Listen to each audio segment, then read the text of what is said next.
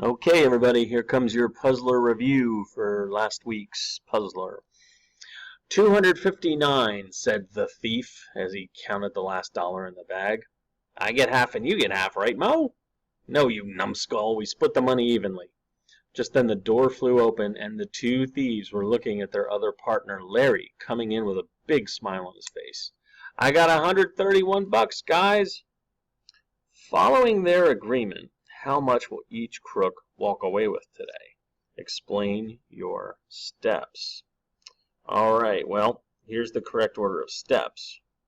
You would add $131 to $259 because the thieves have 259 at the beginning of the problem, and then when I believe it was Larry shows up, he brings $131. So according to their agreement, they split the money evenly,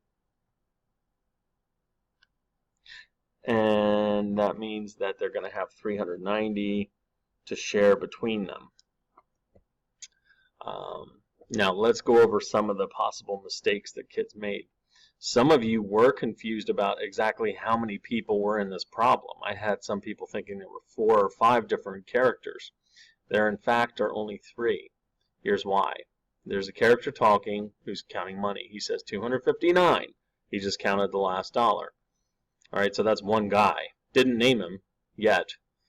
And then another character talks and says, I get half and you get half, right, Mo? Okay, so now we've got a character counting money and we've got a character asking about the money. So that's 2 of them. No, you numbskull, we split the money evenly. That was one of those 2 characters talking. Just then the door flew open and the 2 thieves, there's another clue, were looking at their other partner, Larry, coming in with a big smile on his face.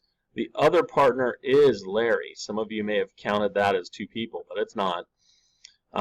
So that's how we got 3 people. All right, now, the next level mistake that happened to some of you has to do with this idea.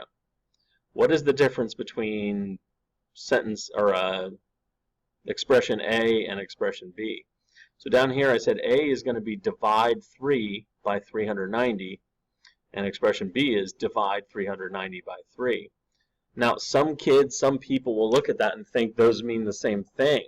Those are not the same thing, totally not, and I'm going to show you why they're not the same thing. So we're going to look at A first, divide 3 by 390. Let me just move this out of the way and I'll show you exactly what it looks like. Boom. That is 3 being divided by 390. 3 little dollars getting shared by all of these minions. Let's imagine there's 390 of them in there. If you're dividing that $3 among all 390 minions, they're not going to get very much. And I even did, I got out my calculator and tested it out. None of them would even get a whole penny. You would have to actually start cutting the pennies into pieces and handing those out instead of whole pennies. So 3 divided by 390 is not what you need to solve the problem today. What you do need to solve the problem is this: a lot of money divided by 3 people. So a big pile of $390 being shared by 3. And that would be written, let me get a writing tool here.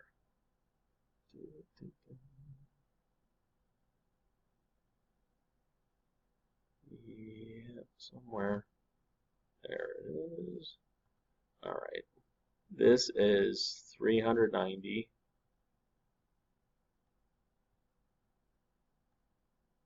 divided by 3. This is the correct way to write it and the correct way to say it. If you say it the other way around, you're picturing the minions then trying to share 300, you're picturing 390 minions trying to share $3. So this is the correct one. The incorrect way to say it was 3 divided by 3. Whoa, what is that? 390 is the wrong one. See, even my computer thinks it's wrong. It's wrong. It started to scratch it out before I finished. Okay, so gold medal winners this week were Matthew, Lola, Cameron, Achilles, Ryan, Layla, Emily, Brandon, Kristen. Silver medals belong to Aiden N., Maddie, Jaden, Lexi, and Beja.